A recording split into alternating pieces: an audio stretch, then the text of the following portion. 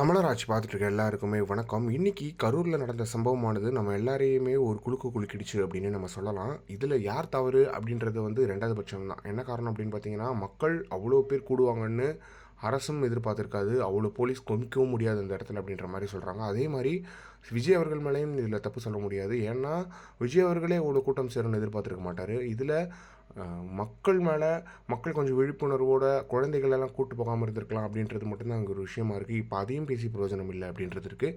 இந்த நிலையில் கரூரில் நாம் தமிழர் கட்சியினர் ரத்தம் கொடுக்கறதுக்கான வேலைகளை தொடங்கியிருக்காங்க அப்படின்றது ஒன்று இருக்குது. யார் யாருக்கெல்லாம் ரத்தம் தேவைப்படுதோ அதுக்கான வேலைகளை ஒரு பக்கம் நாம் தமிழர் கட்சியினர் வந்து களத்தில் இறங்கி செஞ்சுட்டு வந்துட்டுருக்காங்க. அது மட்டும் இல்லாமல் நாம் தமிழர் கட்சியினர் அங்கே இறங்கி இப்போ நிறைய பேர் அங்கே வேலையை செய்துட்டு வந்துட்டுருக்காங்க அப்படின்ற புகைப்படங்கள்லாம் வந்திருக்கு. எனவே என்னைக்கு யாருக்கு என்ன பிரச்சனைனா வரட்டும், அது எந்த கட்சிக்கு வேணால் வரட்டும், ஆனால் நாம் தமிழர் கட்சி இறங்கி வேலை செய்யுது அப்படின்றது ரொம்ப மகிழ்ச்சியாக இருக்குது. ஏன்னா திமுக வந்து அரசாங்கம் அதனால் இறங்கி வேலை செய்கிறாங்க சரி.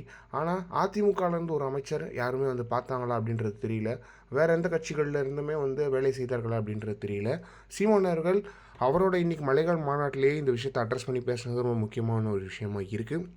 எனவே முக்கியமான விஷயம் என்ன அப்படின்னு பார்த்தீங்கன்னா, சீமான் அவர்கள் கரூருக்கு விரைந்திருக்காரு அப்படின்றது ஒன்று இருக்குது. எனவே சீமான் அவர்கள் இன்றைக்கி கரூரில் மிகப்பெரிய ஒரு சம்பவத்தை பண்ண போகிறாரு அப்படின்றது ஒன்று இருக்குது. ஏன்னா கரூருக்கு சீமான் அவர்கள் போய் மக்களை சந்திக்க இருக்காரு அப்படின்றது ஒன்று இருக்குது. விஜய் அவர்களுமே ரொம்பவே துயரத்தில் இருப்பார் அப்படின்றத சீமான் அவர்கள் சொல்லியிருக்காங்க.